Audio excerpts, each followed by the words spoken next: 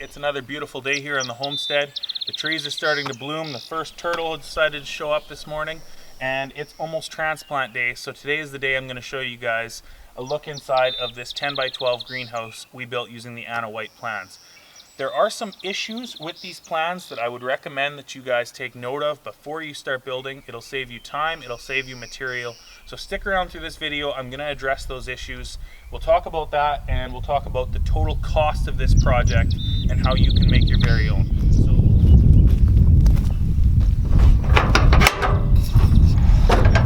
So coming in here, guys, there is lots of space for plants, and it is warm in here.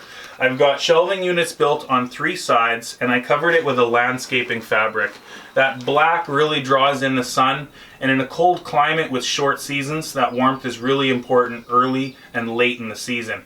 I also added this 2x4 all the way along here, connected to the rafters. I just sliced it at an angle with the table saw so it sits level, and we've got lots of extra room for seedlings there. Now I only did that on the north side so that I don't experience shading if I had that on the south side here and have that shading hitting my plants. We went with a PVC rigid panel. These are clear panels that add a lot of strength to the build. And as a finishing touch, I basically added some tongue and groove pine all the way along. But I have not yet finished it in the front because I'm going to do some wiring and have some electrical conduit in there that I want to cover up, because I'm going to add a solar panel to power some DC fans for ventilation, as well as possible pumps for hydroponics in the future. But essentially, this greenhouse is quite easy to build. What they have you do is start out building your walls. You're going to frame up your walls, both sides, front and back. Then you're going to connect the 4 walls. Now, when you're building your walls, it's important to note that the measurement in the plan is different depending on where you look. The plans will say 32 inches for your vertical studs, but in the photo in the diagram of what they want you to build, it'll actually, I believe it says 33 or 34. Either way, the number is different from the cut list in the plans versus the photo of the plans.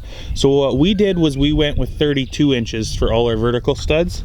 So be sure to catch that and pick what size you're going to go with and follow that consistently throughout. And then it's time to start with your rafters. The rafters are really simple. Once you've connected a ridge beam from the front to the back wall, it's as simple as putting 2 rafter pieces together with a gusset and then sitting it on and screwing it down. So it all comes together really easy and really well. Another thing to take note of is the bottom of the door there. In the plans, there's no plate for the bottom of the door. It's just open, and that leaves a lot to be desired in terms of rigidity of the building. So what I would recommend is actually take the measurement it gives you for the bottom plate there, the bottom plate there, and using the measurement that it does give you for the top of the door, you can figure out what you need on the bottom and make this one single piece for strength. The plans also don't account for the greenhouse being placed directly on the ground and needing green treated lumber for your bottom plate. So it's important that you guys substitute in your materials the bottom boards. The bottom of all your walls should be green treated lumber, and you won't have to worry about rot as a result. So that's one thing that should definitely be considered if you guys are going to put this greenhouse together. Now, total cost for this build came out to around $1,100 Canadian funds. Typically, lumber and materials are a little bit more money up here in Canada than they are, say, in the US. So if you are in the US, you may find that you can build this for a lot cheaper than what it cost me to build. Now, I will say that the majority of that cost was in tin and the PVC clear panels. If you want to do a cheaper option and you want to cover the top with poly, and you want to just frame it up for a couple $100 and then do poly, that would work too. However, you're going to have to add some structural supports that connect the rafters, because these rigid panels really made a difference in strength. And if you're going with poly plastic, you're not going to have that same structural rigidity that you would if you used a rigid panel. So I would really recommend building it with rigid panels, but you can get away with doing this on the cheap with plastic if that's what you need to do to fit your budget. So there you have it, guys, the Anna White greenhouse.